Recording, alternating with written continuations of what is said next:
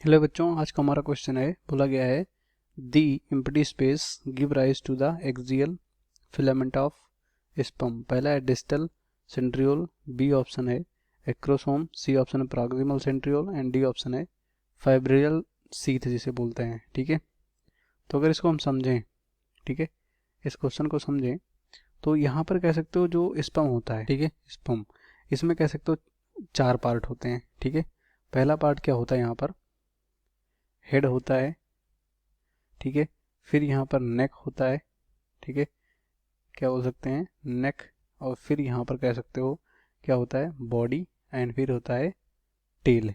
ठीक है, ये मेन चार पार्ट होते हैं। ठीक है, पहला, दूसरा, तीसरा और चौथा। ठीक है, अब यहाँ पर जो कह सकते हो हेड होता है, ठीक है, ये हेड कह सकते हो यहाँ पर न्यूक्लियस कंटेन करता है, और दूसरा यहाँ पर होता है एक्रोसोम जो कि फर्टिलाइजेशन में मदद करता है।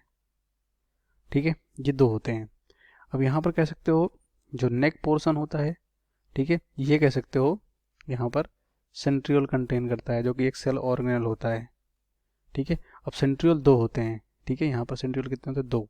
एक होता है डिस्टल, ठीक है, डिस्टल जो दूर होता है थोड़ा नेक से, ठीक है, हेड के आसपास होता है, यहाँ पर कह सकते हो, ठीक है, डिस्टल, और दूसरा होता है यहाँ पर प्रॉक्सिमल, प्रॉक्सिमल, ये दो होते हैं सेंट्रियोल में। ठीक है, तो जो यहाँ पर एक्सियल फिलामेंट मतलब जो एक्सिस पे होता है, जो एक्सियल फिलामेंट बनाता है वो यहाँ पर कौन बनाता है, ठीक है, एक्सियल फिलामेंट वो कौन बनाता है, वो बनाता है यहाँ पर, ठीक है, किससे बनता है, डिस्टल, ठीक है, डिस्टल सेंट्रियोल से बनता है। ठीक है, किससे बनता है, डिस्टल सेंट्रियोल। ठीक है, और यहाँ पर कह सकते हो जो ये बोला गया है, मतलब जो ये वर्ड बोला गया है एक्सियल फिलामेंट, ठीक है, तो एक्सियल फिलामेंट यहाँ पर कह सकते हो, ठीक है, ये किसको बोला जाता है, यहाँ पर ये कह सकते हो टेल को बोला जाता है। ठीक है, किसको बोला जाता है, टेल को, मतलब प्रॉपर जो वर्ड होता है वो टेल को बोला जाता है। और ये टेल क्या करता है, स्पर्म को ट्रैवल करवाता है, ठीक है, ट्रैवल करवाता है टूवर्ड द किसके, यहाँ पर ओवम के पास। ठीक है, तो यहाँ पर हम इस तरह से बोल सकते हैं, ठीक है, टूवर्ड द ओवम।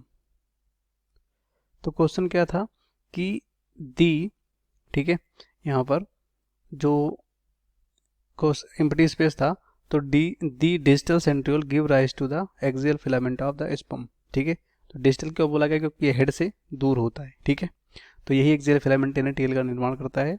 ठीक है, तो पहला हमारा राइट होगा। दूसरा एक्रोसोम है, तो एक्रोसोम कह सकते हो इसके हेड पे पाया जाता है। ठीक है, यहाँ पर पॉइंटेड स्ट्रक्चर होता है जो कि यहाँ पर कह सकते हो जो फर्टिलाइजेशन में हेल्प करता है। ठीक है, फर्टिलाइजेशन में यहाँ पर कह सकते हो हेल्प करता है।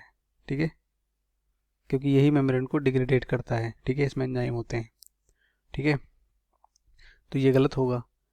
दूसरा यहाँ पर कह सकते हो प्रॉक्सिमल सेंट्रियोल होता है। ठीक है, तो प्रॉक्सिमल सेंट्रियोल जो होता है ये कह सकते हो हेड के पास होता है। ठीक है, किसके पास, हेड के पास, जो कि इसका काम कह सकते हो यहाँ पर जो माइक्रोट्यूबुल ऑर्गेनाइजिंग सेंटर की तरह काम करता है फर्टिलाइजेशन के बाद।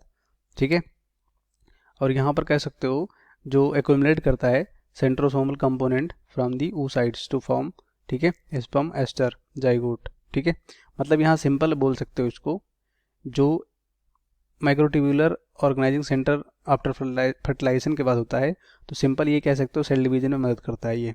ठीक है, मतलब प्रॉक्सिमल सेंट्रियोल, तो ये गलत हो जाएगा।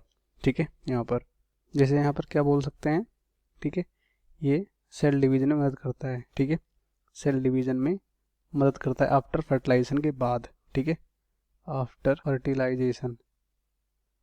ठीक है, तो ये भी गलत होगा। और लास्ट में यहाँ पर फाइब्रिलर सीथ है। ठीक है, तो ये जो फाइब्रिलर सीथ होता है, ठीक है, ये एक जो यहाँ पर साइटोस्केलेटन की तरह काम करता है, मतलब ये स्केलेटन की तरह काम करता है, जो टेल कह सकते हो पोर्शन होता है स्पर्म का। ठीक है, तो ये भी गलत होगा। इस क्वेश्चन का राइट ऑप्शन हमारा पहला होगा, बाकी सब गलत हो जाएंगे।